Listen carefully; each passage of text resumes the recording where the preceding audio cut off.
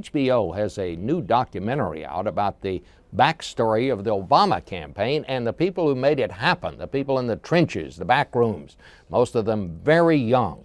Kaylee Hartung focuses on one of them who now works at the FCC in this week's Washington Unplugged Under 40. A campaign is about more than just the candidate. It's also about hundreds of young people chasing their dreams. My name is Ronnie, calling from the Barack Obama campaign here in Des Moines. HBO's new documentary, By the People, The Election of Barack Obama, introduces us to one of them, Ronnie Cho, a confessed political junkie who put his life on hold for nearly 2 years. And it was the best time of my life.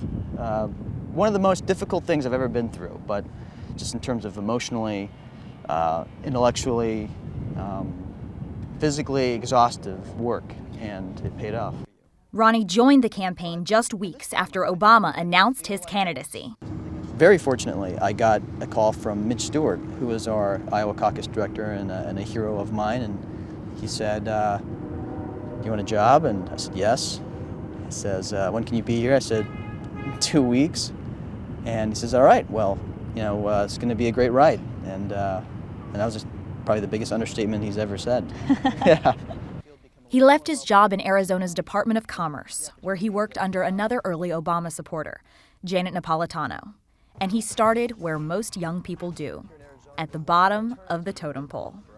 One of the first scenes that we see you in the documentary, you say half the battle is just getting people to know who he is. I remember begging people to come see him at a house party next door, and they weren't sure if they wanted to go. They didn't think he had a chance.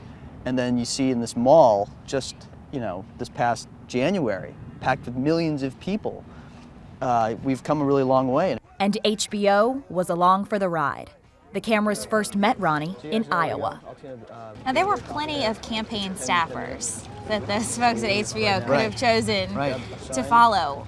Why do you think they chose you? Man, that's a great question. I don't know. I thought, all right, well, maybe I'd be in the background, or maybe there'd be one scene of me talking. I had no idea that I was going to be featured as much. But Iowa is one place a campaign volunteer can take a starring role. I think everyone should experience the Iowa caucuses. This is a state, and these are people who don't want to pick just a candidate. They want to pick a president. Lucky for Ronnie, they chose Obama. So after 10 months in Iowa, he went on to Texas, Indiana, and finally Maine, getting more responsibility at every stop.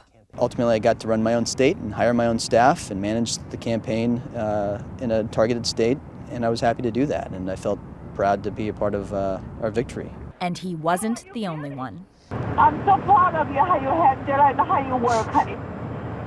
Ronnie's parents came to the United States from South Korea. It really came from nothing. We didn't know that we were disadvantaged in any way. It wasn't the attitude my parents had. And they were always so encouraging of everything we wanted to do, and I think a lot of that has rubbed off on me, certainly has. He took his job seriously and creatively. Are you responsible for the choreography of the O dance? I wish I could take credit for it. There was a fellow campaign staffer named Patrick Choquette that stole it from Will Smith and Carlton. From Fresh Prince of Bel-Air. And we just are always trying to Obamify as many things as we can. And now he's working for the president. He's an analyst at the FCC. A lot of us felt compelled to help the president now that he's the president, and to put your money where your mouth is. We had told Americans for a long time that we're going to help change Washington, and I want to be a part of that change. But ultimately, I think I do want to run for office one day. I do want to be in a position to help people. Maybe Dogcatcher Cho first, and then we'll build our way towards Everyone has to start somewhere. Ronnie did say Senator Cho has a nice ring to it, but he's only 26, so he has a couple of years to wait before he can make that big run.